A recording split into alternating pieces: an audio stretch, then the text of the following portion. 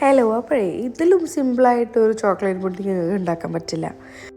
അപ്പം ഇന്ന് ഞാൻ ഈസി ആയിട്ടൊരു ചോക്ലേറ്റ് പുഡിങ് എങ്ങനെ ഉണ്ടാക്കാമെന്നാണ് പറയുന്നത്. ഞാൻ 2 ദിവസമായിട്ട് ചോക്ലേറ്റും കൊണ്ട് കളിക്കുന്നതിൻ്റെ കാരണം എന്താണെന്നറിയോ?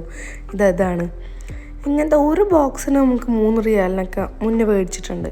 അപ്പം അങ്ങനെ 10 ബോക്സ് വരുന്നത് 5 റിയാലിന് കണ്ടപ്പോൾ എൻ്റെ കെട്ടിയോന് കണ്ണ് പൂട്ടിയാണ് മേടിച്ചുകൊണ്ട് വന്നിക്കണു. സംഭവം നോക്കിയപ്പോൾ നിയർ എക്സ്പയറിയാണ്. ഒരാഴ്ച ഉണ്ടായിരുന്നുള്ളൂ എക്സ്പയറി ഡേറ്റ് കഴിയാൻ. അപ്പോൾ എന്ത് ചെയ്യണം? അപ്പോൾ അത് തീർക്കണമല്ലോ. അപ്പം അങ്ങോട്ട് ഉണ്ടാക്കുക തന്നെ ചോക്ലേറ്റിൻ്റെ ഓരോന്ന്. അപ്പം നമ്മൾ ആദ്യം പാലിലോട്ട് കൊക്കോ പൗഡറും ആവശ്യത്തിനുള്ള മിൽക്ക് മെയ്ഡും ഒഴിക്കുക. എന്നിട്ട് ഈ ചോക്ലേറ്റൊക്കെ പാടൊന്ന് മെൽറ്റ് ചെയ്യാൻ വേണ്ടി കുറച്ച് ചുടുവെള്ളം ഒഴിച്ച് ഞാൻ കുറച്ച് വെള്ളം കൂടിപ്പോയി. അപ്പോൾ ഞാൻ ആ വെള്ളമൊക്കെ എന്ത് ചെയ്ത് ഈ പുഡിങ് ഉണ്ടാക്കണതിലൊഴിച്ച് വെള്ളം നമ്മൾ ഓൾറെഡി ചേർക്കണം കുറച്ച്. അപ്പോൾ അതിന് പകരം ഇതായിക്കോട്ടെ വിചാരിച്ച് പകുതി ചോക്ലേറ്റും കൂടി ഇതിലിട്ടു. അതിന് ശേഷം നമ്മൾ കോൺഫ്ലോർ ഇട്ടു. 4 ടേബിൾ സ്പൂണ് വലിയ സ്പൂണ് കോൺഫ്ലോർ ഇട്ടു. എല്ലാം കൂടി മിക്സ് ചെയ്തു. പഞ്ചസാര ഞാൻ ഇട്ടിട്ടില്ല കേട്ടോ.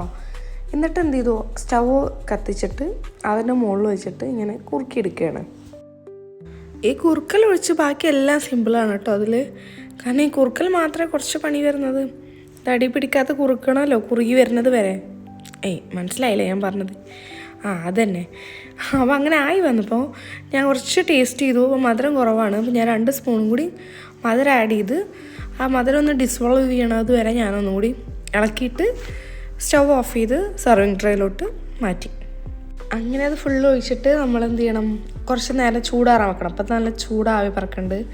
ചൂടാറിയതിന് ശേഷം ഫ്രിഡ്ജിലോട്ട് വെച്ചിട്ട് 1 മണിക്കൂറിന് ശേഷം എടുത്ത് നോക്കി കഴിഞ്ഞാൽ സംഭവം സെറ്റാണ്. നമ്മളിങ്ങനെ ഗിഗിളി ആവും. അതാ സെറ്റായില്ലേ? 1 മണിക്കൂറിന് ശേഷം കണ്ടോ ഗിഗിളാവുന്നുണ്ടോ? എന്നിട്ട് അതിൻ്റെ മുകളിലോട്ട് നമ്മൾ ബാക്കിയുള്ള കുറച്ച് ചോക്ലേറ്റ് ഉണ്ടായിരുന്നല്ലോ അതും അതിൻ്റെ മുകളിൽ കുറച്ച് ആൽമണ്ട്സ് ഒക്കെ ഇട്ടിട്ട് ഗണാഷ് പോലെ ഒഴിച്ചിട്ട് ഗാർണിഷ് ചെയ്തിട്ട് അങ്ങോട്ട് തിന്ന്